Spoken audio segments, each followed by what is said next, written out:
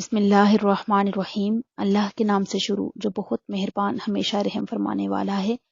مثلہم، ان کی مثال، کمثل الذی، اس شخص کی سی ہے، استوقد، جس نے روشن کی ہو، بڑکائی ہو، نارن، آگ، فلما، پھر جب، اضاءت، روشن ہو گیا، جگمگا اٹھا، ما حولہ، اس کا آس پاس، اس کا ارد گرد کا ماحول، ذہبا، تو لے گیا، اللہ تعالی، ذہب اللہ لے گیا، بنورہم، ان کا نور، وترکہم، اور انہیں چھوڑ دیا، فی ظلمات لا یبصرون، فی میں، ظلمات، اندھیروں میں، لا یبصرون، وہ کچھ نہیں دیکھ سکتے۔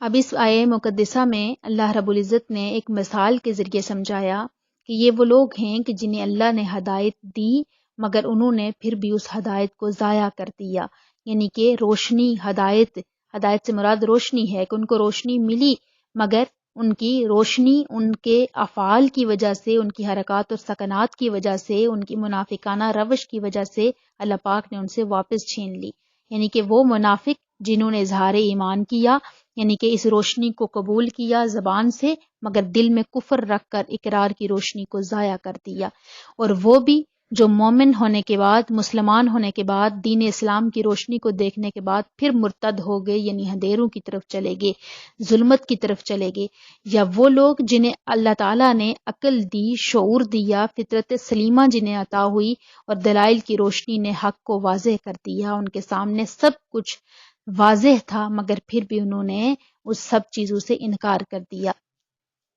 جب حق واضح ہونے کے بعد انہوں نے انکار کر دیا اور حق سے فائدہ نہ اٹھایا، گمراہی اختیار کر لی، تو اب وہ کون لوگ ہیں؟ صم بکم عمي فهم لا يرجعون، یہ بہرے ہیں، گنگے ہیں، اندھے ہیں، سو وہ نہیں پھریں گے۔ صم، بہرے ہیں، بکمن، گنگے ہیں، عمي، اندھے ہیں، فهم لا يرجعون، پس وہ نہیں پھریں گے، نہیں پلٹ کے آئیں گے، یعنی کہ جب حق سننے، ماننے، کہنے اور راہ حق دیکھنے سے محروم ہو جائے انسان تو پھر کان، زبان، آنکھ سب بیکار ہو جاتے ہیں۔ اگلی آیہ مقدسہ میں پھر ایک اور مثال کے ذریعے اللہ پاک نے سمجھایا کہ آؤ کسیبم، یا پھر جیسے زور کا مینا برس رہا ہو، من السمائی، آسمان سے، یعنی ان کی مثال یا پھر ایسے ہے کہ جیسے آسمان سے بارش برس رہی ہو، فیہ، جس میں، ظلمات، اندھیرے ہوں، ورعد، اور گرج ہو، وبرق، اور چمک ہو۔ ظلمات ورعد وبرق، اندھیرے ہوں، گرج ہو اور چمک ہو۔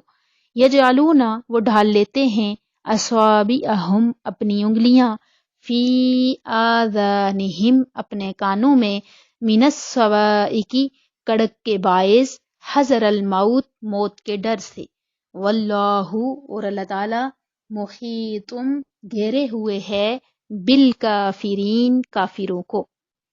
اس آیہ مبارکہ میں بہت سی چیزوں کا ذکر ہے، بارش، اندھیرے، بادل کی کڑک، بجلی کی روشنی، یہ سب تشبیہات ہیں۔ جب تک یہ جو تشبیہیں ہیں یہ کن چیزوں سے ہیں، یعنی یہ کن چیزوں کی تشبیہیں ہیں، اس کا تعین نہیں کیا جائے گا تو مثال کا حسن نکھر کر سامنے نہیں آئے گا۔ تو جو فرمایا گیا نا، کصیب من السماء، زور کا مینا برس رہا ہو آسمان سے، یعنی کہ جو بارش ہے، اس سے مراد بارش ہے، اور بارش سے مراد کیا ہے؟ اسلام، بارش سے مراد اسلام۔ فیہ ظلمات ورعد، جس میں اندھیرے ہوں اور گرج ہو۔ اب یہ جو اندھیرے اور بادل کی کڑک یا گرج جو ہے، یہ کیا ہے؟ مصائب اور مشکلات جنہوں نے چاروں طرف سے اسلام کو گھیر لیا تھا۔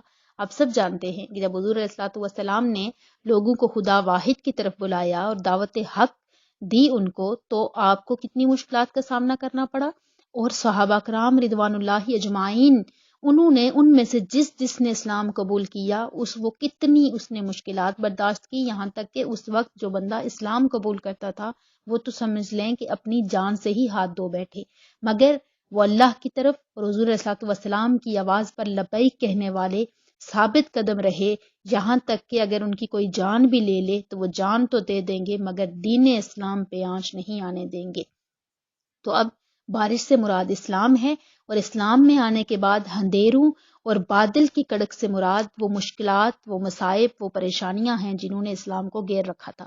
اب بجلی کی روشنی جو کہا گیا وہ برق اور چمک، بجلی کی روشنی، اس سے مراد کیا ہے؟ فتوحات، یعنی جو ان ناسازگار پریشان کن حالات میں اسلام کو جو کامیابیاں ملتی رہی، فتوحات حاصل ہوتی رہی، جنگ کی صورت میں اگر مسلمان کم بھی تھے تو ان کو اللہ تعالیٰ نے فتح یاب کیا، یا کہیں ملک انہوں نے فتح کیے، تو یہ ساری کیا فتوحات ہیں؟ روشنی ہیں، بجلی کی روشنی، اس کو تشبیہ دی اللہ رب العزت نے، بجلی کی روشنی سے مراد کیا ہے؟ فتوحات۔ تو جس طرح بارش مردہ زمینوں کو نئی زندگی دیتی ہے، اسی طرح اسلام مردہ دلوں کو نئی زندگی عطا فرماتا ہے۔ جیسے بارش برستے وقت گنگور گٹائیں چھا جاتی ہیں اور تاریکی پھیل جاتی ہے، بادل کی خوفناک کڑک سے دل دہلنے لگتے ہیں، اسی طرح اسلام کا مینہ برستے وقت کھلی عداوتوں اور پوشیدہ سازشوں کا ایک ہنگامہ برپا ہو گیا۔ مصیبتوں کے بادل گرجنے لگے۔ جو سچے دل سے ایمان لائے ہوئے تھے، نہ اندھیروں سے انہیں وحشت ہوئی اور نہ بادل کی کڑک سے وہ ہراساں تھے۔ مصائب کے ہجوم میں وہ چٹان کی طرح ڈٹے رہے، لیکن وہ لوگ جو متذبذب تھے ان کی حالت عجیب ڈاماڈول تھی۔ وہ اسلام کے حیات بخش چھینٹو سے سیراب بھی ہونا چاہتے تھے، مال غنیمت بھی لینا چاہتے تھے، اسلام کی طرف آ کر فوائد بھی حاصل کرنا چاہتے تھے، لیکن مشکلات اور مصائب کی تاریک گٹائیں دیکھ کر، مشکلات کی کڑک سن کر ان کے دل ڈوب جاتے تھے، اور اسلام کا دامن چھوڑنے میں ہی انہیں اپنی سلامتی نظر آتی تھی۔ پھر اگر اسلام کو کوئی کامیابی نصیب ہوتی تو وہ پھر اسلام کی طرف لپکنے کی تیاری کرتے۔ ایسے میں اگر مصائب کا کوئی تند و تیز جھونکا آ جاتا تو وہ پھر بددل ہو کر واپس پلٹ جاتے۔ اتنی خوبصورتی سے اللہ رب العزت نے اس آیہ مقدسہ میں منافقین کی حرکتوں کو، ان کے طرز عمل کو، ان کے کردار کو یہاں پر ظاہر فرمایا۔ اور اگر ہم اپنے روزمرہ زندگی میں موازنہ کریں تو ایسے بہت سے لوگ ہمیں ملتے ہیں کہ جو یہی منافقت کر رہے ہوتے ہیں کہ کبھی ایک صف میں تو کبھی دوسری صف میں، وہ کبھی یہ نہیں دیکھتے کہ یہ حق ہے اور یہ جھوٹ ہے، یہ سچ ہے اور یہ غلط ہے، یہ ٹھیک ہے۔ نہیں، حق ہو یا سچ ہو، باطل ہو یا حق ہو، اچھائی ہو یا برائی ہو، ظلم ہو یا ناانصافی ہو، انہیں اس چیز سے کوئی سروکار نہیں۔ ان کا مطلب صرف اپنا ذاتی فائدہ ہے۔ جہاں پر ان کو اپنی ذات کو فائدہ پہنچ رہا ہوگا، چاہے وہ باطل ہے، ناانصافی ہے، ظلم ہے، وہ اسی صف میں آپ کو نظر آئیں گے۔ تو اچھا مومن، کامل مومن وہ ہے جو مشکلات ہوں یا آسانیاں، ہر حال میں ثابت قدم رہے، ہر حال میں اپنے دین، اپنے اسلام سے، اپنے مومن ہونے پہ فخر کرتا رہے اور اپنے دین سے محبت کرتا رہے۔ آگے فرمایا گیا یکاد البرق، قریب ہے کہ بجلی، یخطف اچک لے جائے، ابصارہم ان کی بینائی، کلما جب اضاء چمکتی ہے، لہم ان کے لیے، مشاؤ تو چلنے لگتے ہیں، فیہ اس میں، وَإِذَا اور جب اظلم اندھیرا چھا جاتا ہے، یعنی مشکل آ جاتی ہے، اندھیرا چھا جاتا ہے، علیہم ان پر، قاموں تو وہ کھڑے ہو جاتے ہیں۔ اسی بات کو دوبارہ ذکر فرمایا گیا کہ قریب ہے کہ بجلی اچک لے جائے ان کی بینائی، جب چمکتی ہے تو ان کے لیے تو چلنے لگتے ہیں اس میں، اس کی روشنی میں، اور جب اندھیرا چھا جاتا ہے تو وہ کھڑے ہو جاتے ہیں۔ جب آسانیاں آتی ہیں تو اس وقت وہ ساتھ رہتے ہیں، اور جب مشکلات آتی ہیں، مصیبتیں آتی ہیں، آزمائش آتی ہے اللہ کی طرف سے، تو وہ کیا؟ رک جاتے ہیں، وہیں پہ اپنے قدم روک لیتے ہیں اور پلٹ جاتے ہیں۔ وَلَوْ شَاءَ اللَّهُ اور اگر چاہے اللہ تعالیٰ تو لَذَهَبَ ضرور چھین لے، بِسَمْعِهِمْ ان سے ان کی سننے کی قوت، وَأَبْصَارِهِمْ ان سے ان کی بینائی، إِنَّ اللَّهَ بے شک اللہ تعالیٰ عَلَى كُلِّ شَيْءٍ قدیر ہر چیز پر قادر ہے۔